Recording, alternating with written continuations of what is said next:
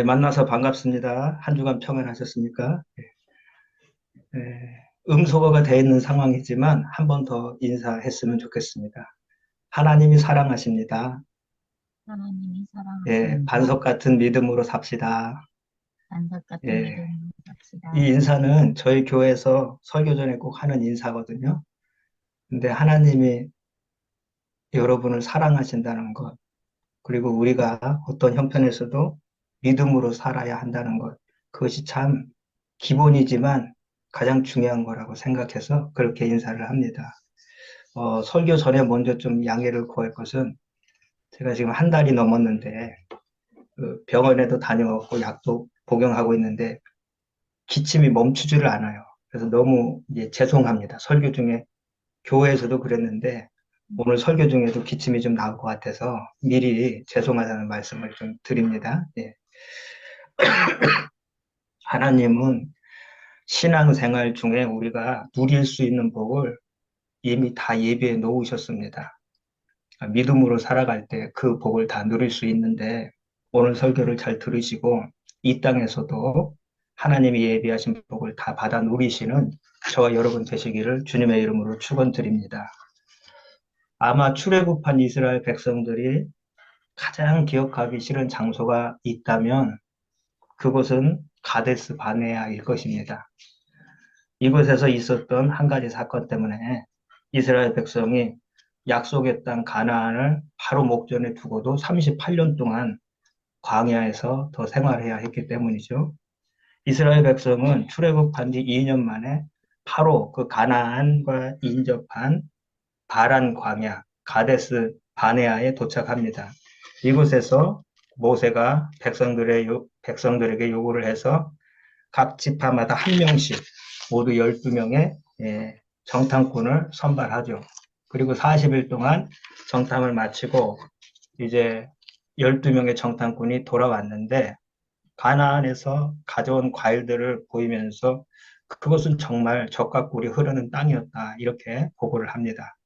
그런데 이제 여기서 문제가 발생하는 거죠. 가나안 땅을 정탐했던 12 정탐꾼 중에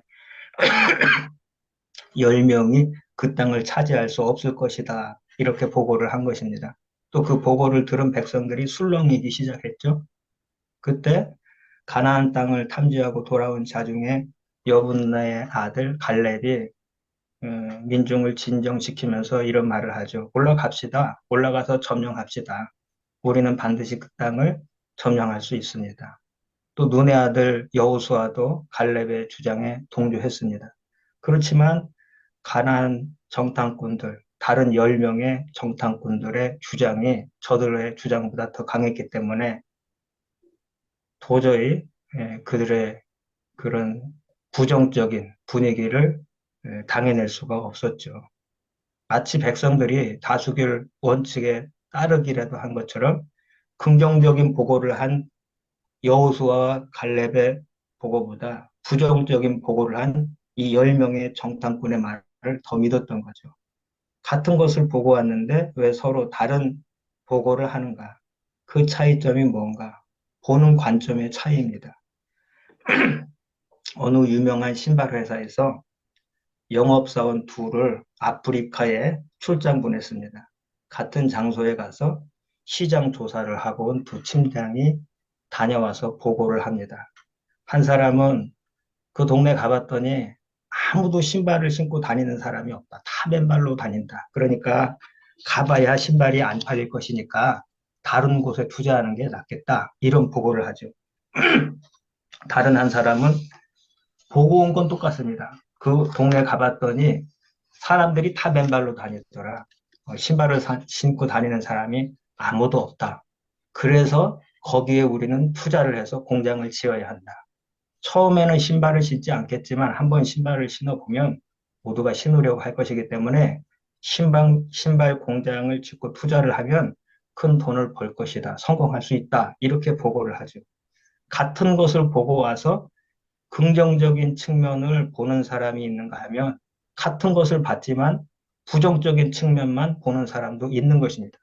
그러나 믿음의 사람이란 어떤 사람인가? 부정적인 측면을 보는 것이 아니라 긍정적인 측면을 보는 사람입니다.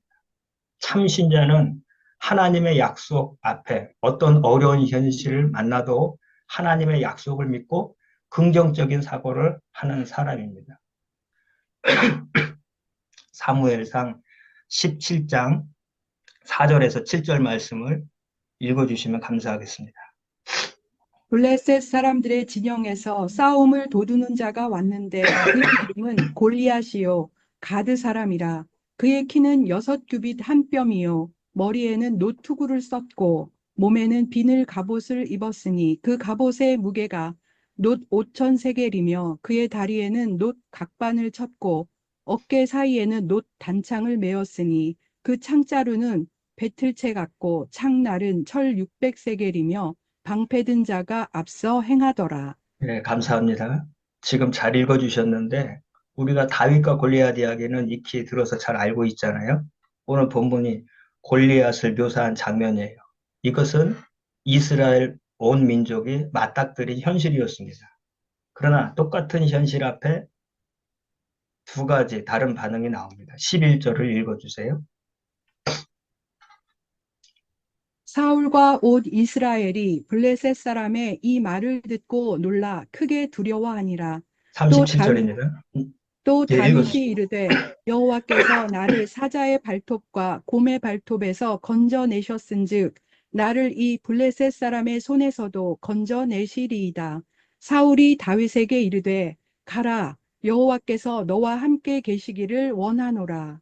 아멘. 아멘. 다윗과 골리앗 싸움은 아주 유명한 싸움이죠. 교회를 다니지 않는 불신자들도 다 알고 있는 싸움이에요. 그런데 지금 다윗은 골리앗에게 나갈 때 이 블레셋 사람의 손에서 하나님이 나를 건져내실 거야. 이런 고백을 갖고 나가죠. 근데 11절에 다윗을 제외한 모든 이스라엘 사람들은 골리앗을 보고 크게 두려워 떨었습니다. 지금 사울과 이스라엘이 보았던 골리앗과 다윗이 보았던 골리앗이 다른 골리앗입니까? 똑같죠. 그들 앞에 있는 골리앗이라는 현실은 똑같습니다. 다시 말씀드리면 4절부터 6절까지 읽어주셨는데 가드 사람 골리앗은 키가 6규빗 한 뼘이고 뭐 머리에는 노투거를 쓰고 쭉 그에 대해서 아주 세세하게 묘사를 하잖아요.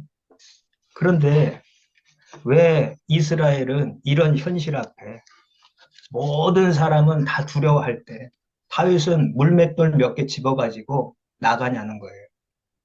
골리앗이 신장이 이렇게 얘기하면 잘 모르는데 최홍만 씨 아시죠? 예. 최홍만 씨가 2m 20이래요. 2m 18cm가 그래요.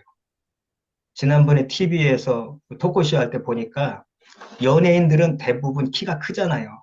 거의 180 이상씩 되거든요, 연예인들은. 근데 연예인들이 같이 거기서 토크쇼 하는데 보니까 아기 같아요. 왜 40cm 이상 차이 나니까.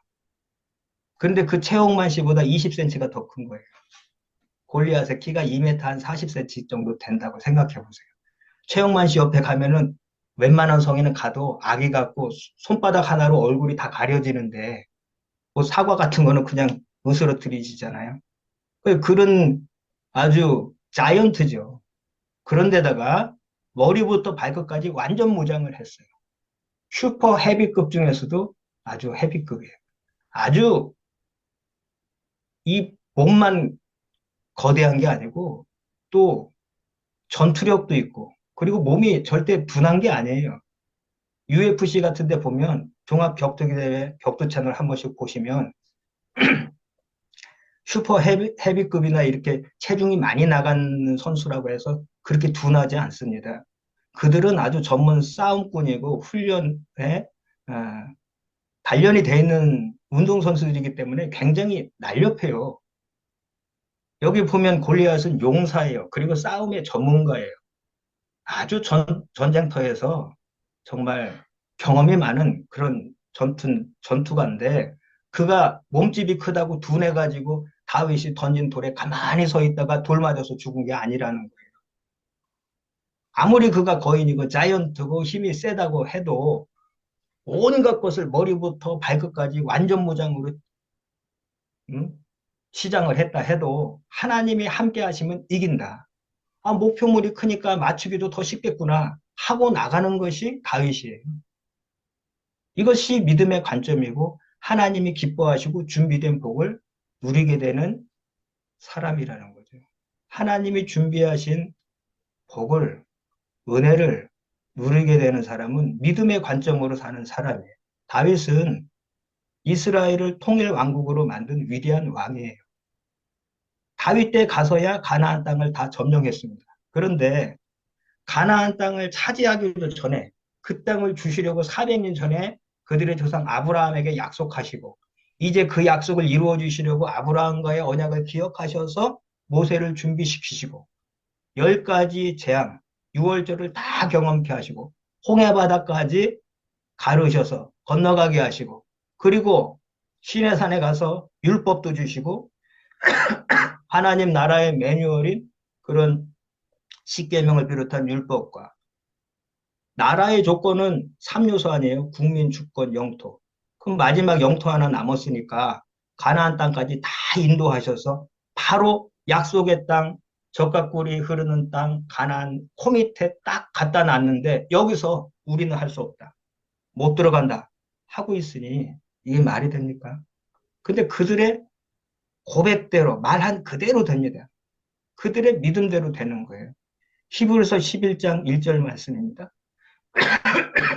믿음은 바라는 것들의 실상이요 보이지 않는 것들의 증거니 믿음이 없이는 하나님을 기쁘시게 하지 못하나니 하나님께 나아가는 자는 반드시 그가 계신 것과 또한 그가 자기를 찾는 자들에게 상 주시는 이심을 믿어야 할지니라. 아멘. 아멘. 믿음은 바라는 것들의 실상이라고 그랬어요. 또 하나님께 나아가는 자는 반드시 하나님을 믿어야 한다고 말씀하고 있어요. 히브리서 11장 전체가 믿음에 대한 이야기입니다. 신앙생활에 있어서 믿음의 관점이 얼마나 중요합니까? 전쟁을 하기도 전에 정탐꾼 12를 보냈는데 시작부터 10명의 정탐꾼은 믿음의 관점이 보이지 않습니다. 10명의 정탐꾼의 부정적인 보고를 듣고 백성들이 크게 낙심하고 소리 지르면서 밤새 통곡합니다. 그들이 모세와 아론을 원망하면서 이렇게 말합니다. 민수기 14장 2절 말씀입니다. 이스라엘 자손이 다 모세와 아론을 원망하여 온 회중이 그들에게 이르되 우리가 애굽 땅에서 죽었거나 이 광야에서 죽었으면 좋았을 것을 그리고 어찌하여 나서 그 여호와가 원망은 하나님께로 이어집니다. 3절. 어찌하여 여호와가 우리를 그 땅으로 인도하여 칼에 쓰러지게 하려 하는가? 우리가 처자가 사로잡히리니 애굽으로 돌아가는 것이 낫지 아니하랴. 이에 서로 말하되 우리가 한 지휘관을 세우고 애굽으로 돌아가자 하매 이렇게 이야기를 하니까 그러니까 하나님께서는 28절에서 30절 말씀입니다. 이에 서로 말하되 우리가 한 지휘관을 세우고 애굽으로 돌아가자 하매 그들에게 이르기를 여호와의 말씀에 내 삶을 두고 맹세하노라. 너희 말이 내 귀에 들린 대로 내가 너희에게 행하리니 너희 시체가 이 광야에 엎드러질 것이라.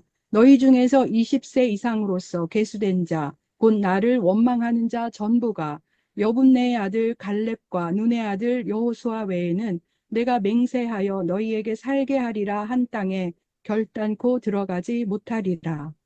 감사합니다. 너희 말이 내 귀에 들린 대로 내가 너희에게 행하리라. 그러니까 믿은 대로 되는 것이죠. 그들이 원하는 대로. 믿음의 관점이 없으니까 약속받은 땅도 못 들어갑니다. 하나님께 대들고 하나님을 업신여긴 죄의 대가가 혹독했죠. 그래서 당연히 그들의 허물이기 때문에 그들 자신이 짊어져야 했습니다. 이스라엘 백성들의 광야 40년은 그들이 가나안 땅을 정탐한 날수 40일을 그 하루를 1년으로 계산을 해서 38년간 더 광야에서 생활해야 했던 것이죠. 바로 그 젖과 꿀이 흐르는 땅 가나안을 목전에 두고 그리고 그동안 20세 이상으로 계수된 자들은 여호수아와 갈렙을 제외하고는 모두 다 광야에서 죽음을 맞습니다. 이러한 배경을 가진 장소가 바로 가데스 바네아였기 때문에 이스라엘 백성에게 있어서 이것은 정말 기억하기 싫은 장소였을 것입니다. 하나님은 우리를 구원하기 위해서 우리를 죄와 세상 가운데서 불러내십니다. 하나님은 이스라엘 백성들을 구원하기 위해서 애굽에서 저들을 이끌어내셨습니다. 그러나 하나님이 우리를 구원하신 것은 구원 자체를 위해서가 아닙니다. 우리는 구원 이후의 삶에 대해서 잘 생각하려고 하지 않고 내가 예수 믿어서 구원 얻었다는 사실에 너무 감격해서 그 자리에만 너무 오래 머물러 있으려고 하는데 이집트에서 탈출한 것이 구원의 완성이 아니라 그것은 시작이고 출발선에 가까운 것입니다. 그 이후에 하나님의 말씀에 순종하는 훈련을 통해서 하나님의 거룩한 사람으로 만들어져 가고 하나님의 은혜 안에 들어가서 하나님이 우리를 위해서 준비하신 복된 삶을 향유해야 하는 것입니다. 여기서 가나안 땅에 들어갔느냐 못 들어갔느냐 하는 것은 천국에 갔느냐 못 갔느냐를 이야기하는 것이 아닙니다. 한번 홍해를 건넌 사람은 다시 이집트로 돌아갈 수가 없어요. 오직 가나안 땅으로 가야 하는 것입니다. 그럼에도 가지 못하면 광야에서 살다가 죽을 수밖에 없습니다. 다시 애굽으로 돌아가지도 못하지만 하나님이 준비하신 풍성한 은혜도 못 누리고 사명도 감당하지 못하고 그냥 예수는 믿었지만 먹다가 죽는 인생으로 끝난다는 말씀입니다. 여러분, 성도도 어렵고 힘든 상황을 만납니다. 예수님을 믿는다고 해서 만사형통하지 않습니다. 예수 믿으면 만사형통한다? 그것은 가짜 복음입니다.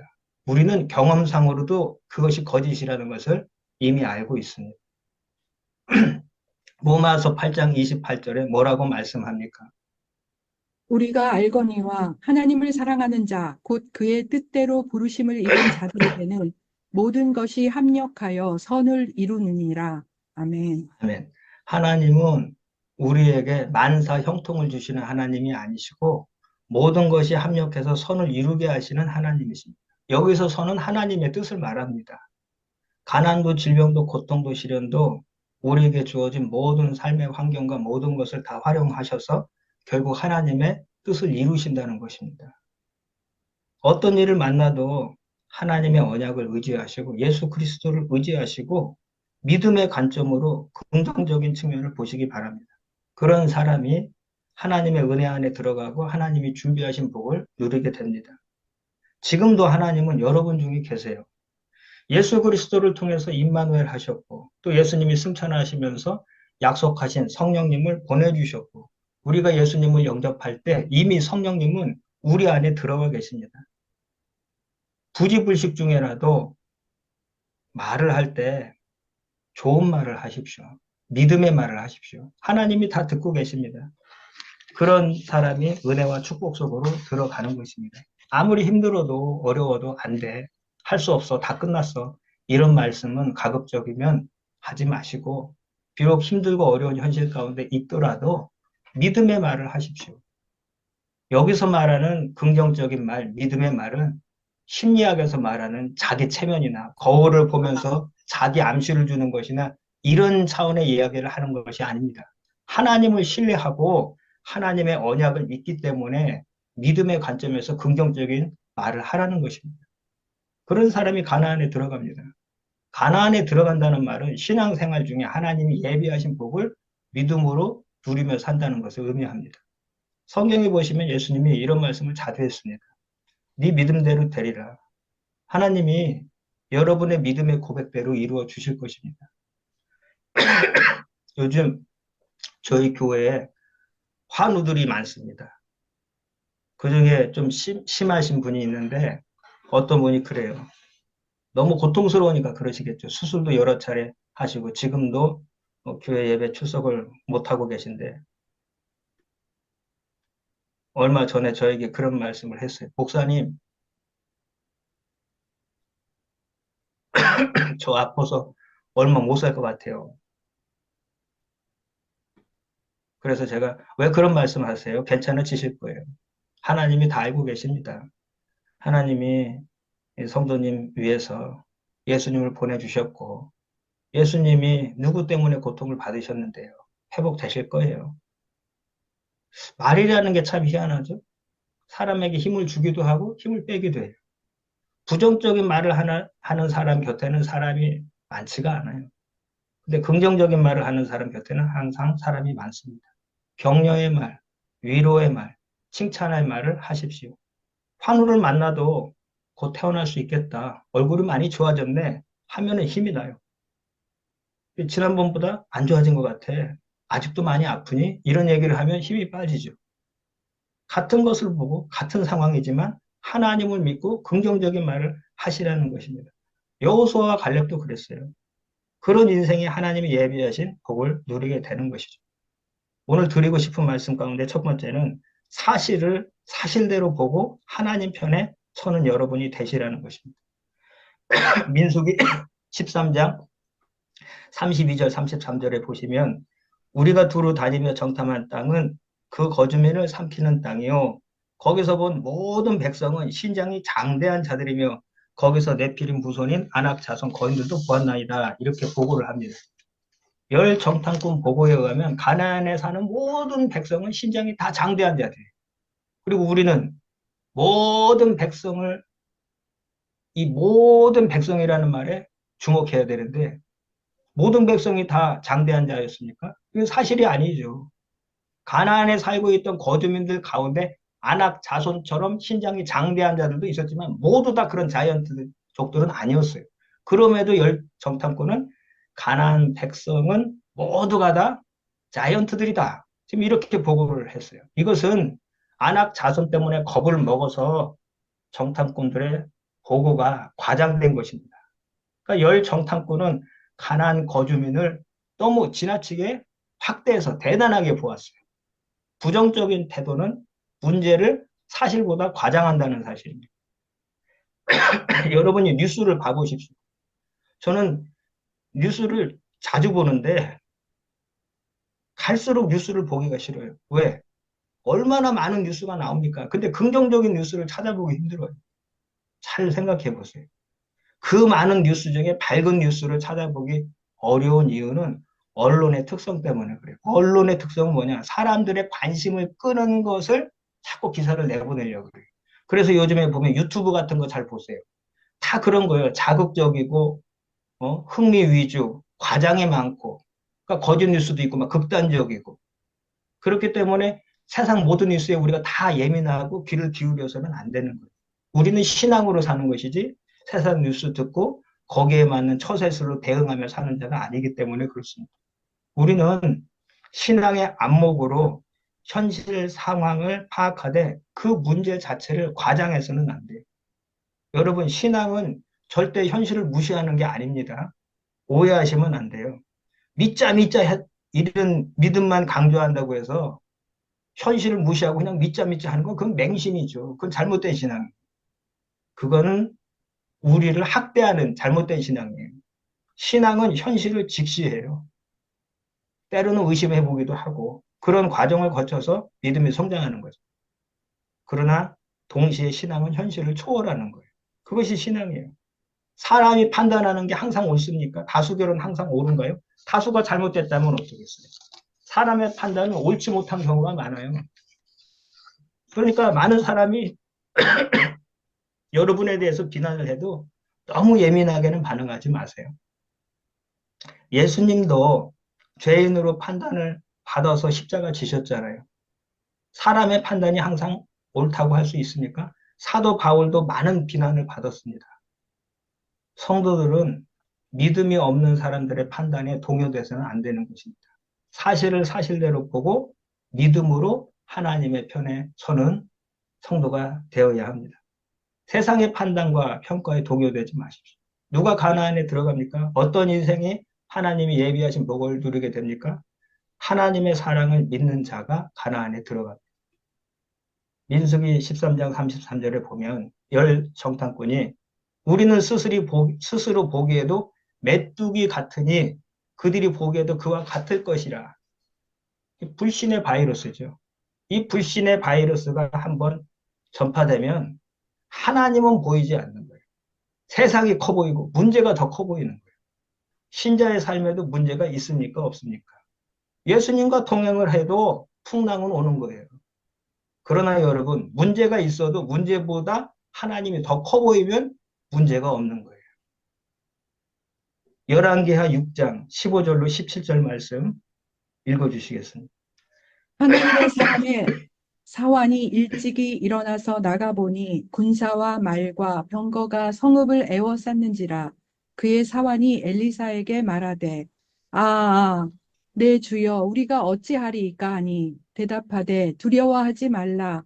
우리와 함께한 자가 그들과 함께한 자보다 많으니라 하고 기도하여 이르되 여호와여 원하건대 그의 눈을 열어서 보게 하옵소서 하니 여호와께서 그 청년의 눈을 여심해 그가 보니 불말과 불병거가 산에 가득하여 엘리사를 둘렀더라. 예, 감사합니다. 정탐꾼과 여호수아와 갈렙, 온 이스라엘과 사울, 그리고 다윗, 그리고 오늘 게하시와 엘리사. 공통점은 똑같은 걸 본 것이고 차이점은 다른 관점을 가진 거예요. 믿음이 있는 사람은 문제보다 하나님이 커 보이지만 믿음이 없는 사람은 하나님보다 문제가 커 보이는 거예요. 하나님께 대한 믿음이 없으면 현실을 믿음으로 보지 않고 감각으로 봐요. 그러니까 믿음의 눈에는 작아 보이는 것이 감각의 눈에는 엄청나게 커 보이는 거예요.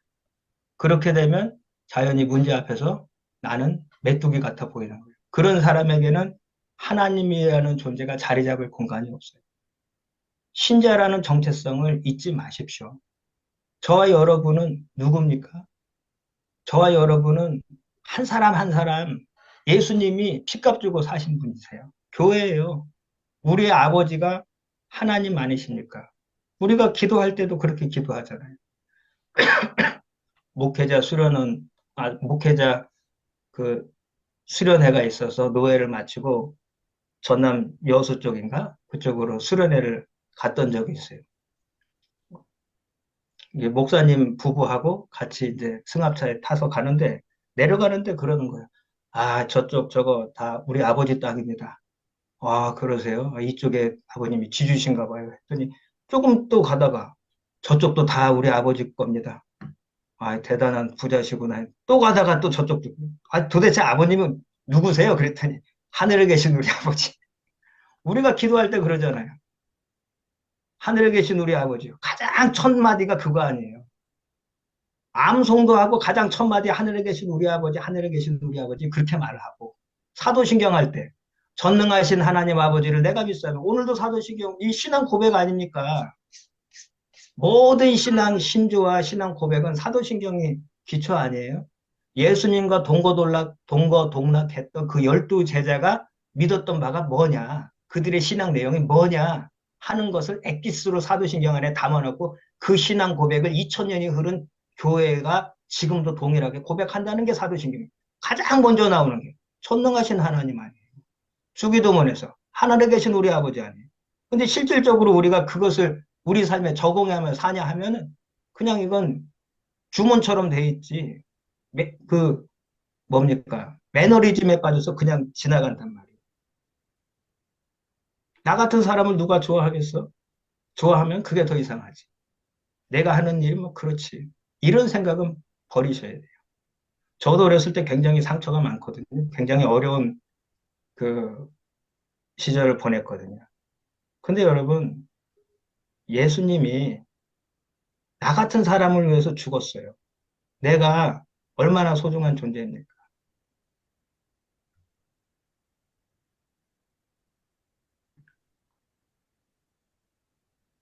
제가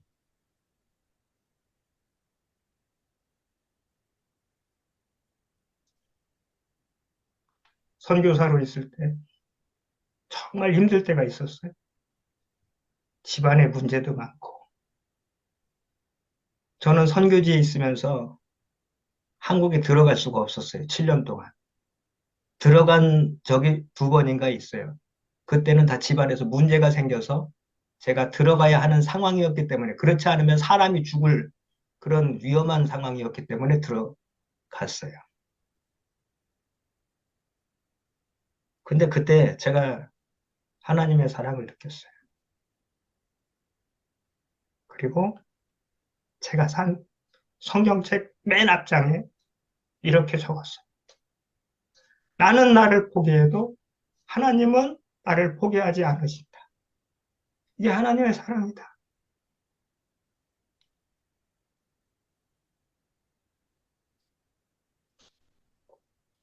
어릴 때 만들어진 상처나 열등감, 자격지심이 나를 괴롭힐 때 그것을 생각하십시오.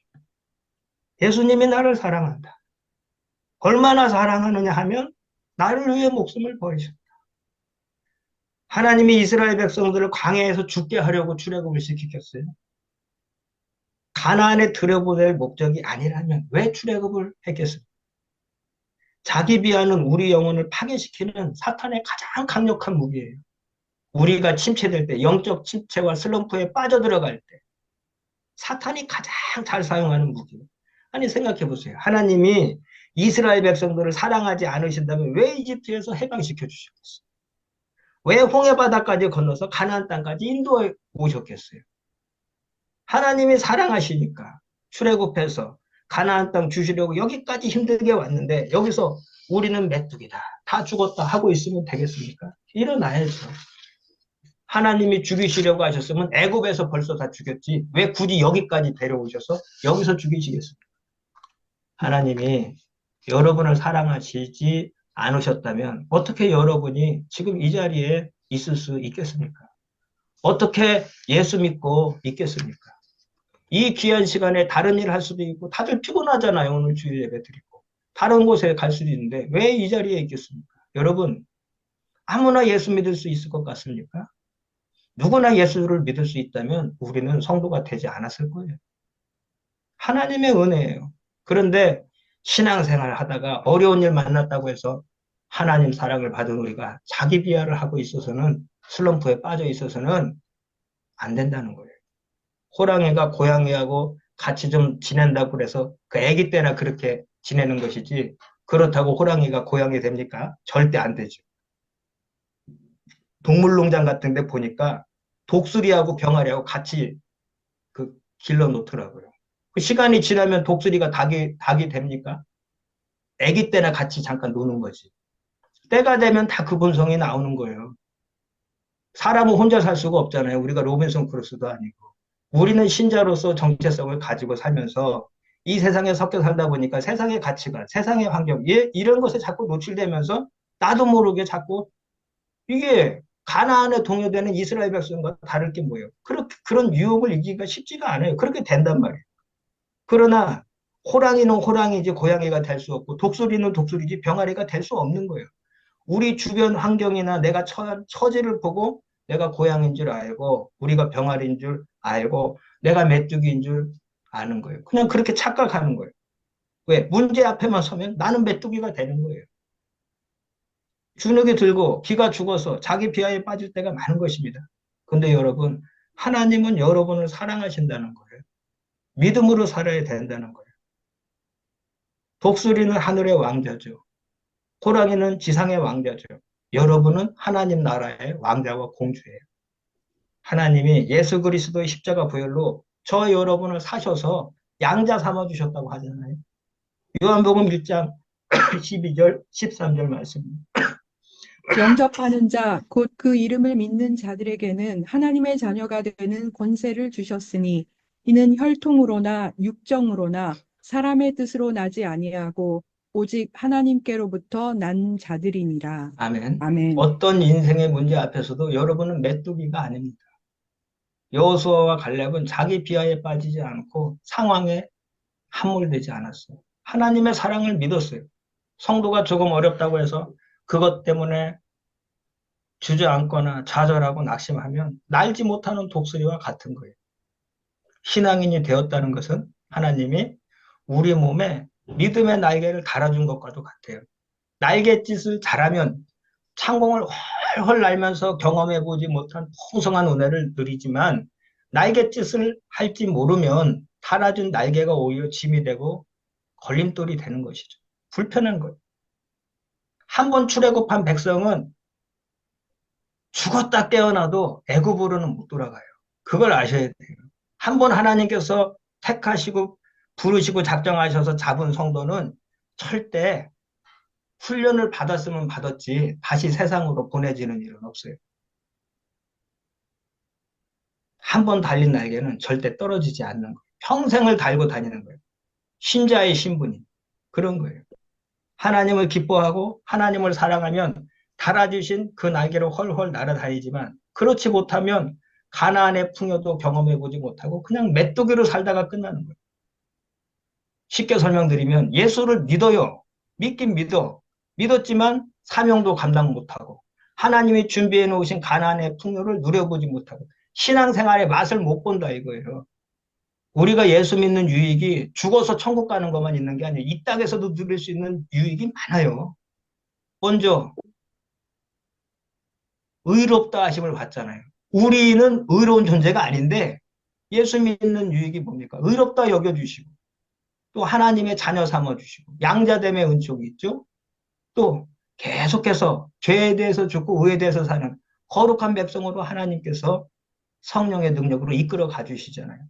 이런 풍요로움을 우리가 맛봐야 하는데 그냥 그저 광야에서 훈련이나 받다가 먹다가 죽는 그런 인생으로 끝나서는 안 되는 거예요. 하나님의 자녀로서의 특권을 누리는 인생이 되시기 바랍니다. 기도할 수 있는 특권 누리십시오. 찬송할 수 있는 특권 마음껏 누리십시오. 예배할 수 있는 특권 누리시고 죄종 되지 않고 거룩하고 바르게 살 수 있는 특권을 다 누리시기 바랍니다. 여기 우리 중에 실수로 예수 믿게 된 분 계십니까? 사람은 실수였다 해도 하나님은 실수가 없으세요. 여러분은 메뚜기가 아니고 하나님의 걸작품입니다. 여러분과 똑같은 사람이 60억, 70억 인구 중에 한 사람이라도 있습니까? 저는 어렸을 때부터 희한하게 쌍둥이를 많이 만나요. 옆집에 사는 애들 쌍둥이, 중학교 갔더니 쌍둥이, 고등학교 갔더니 쌍둥이, 친구들이 다 쌍둥이에요. 에피소드도 많은데 쌍둥이들도 똑같지 않아요. 다 유일한 하나님의 걸작품이란 말이에요. 여러분의 존재는 여러분 자신 때문에 빛나는 것이 아닙니다. 나라는 질그릇이 담고 있는 예수 그리스도라는 보배 때문에 빛이 나는 거예요. 여러분이 소중한 것은 여러분 안에 하나님이 계시기 때문에 그것만큼 값진 것은 없습니다. 커다란 문제를 만났습니까? 자신이 메뚜기처럼 작아 보입니까? 하나님의 사랑을 기억하십시오. 하나님이 여러분을 사랑하십니다. 그리고 믿음으로 사시는 저와 여러분 되시기를 주님의 이름으로 축원드립니다.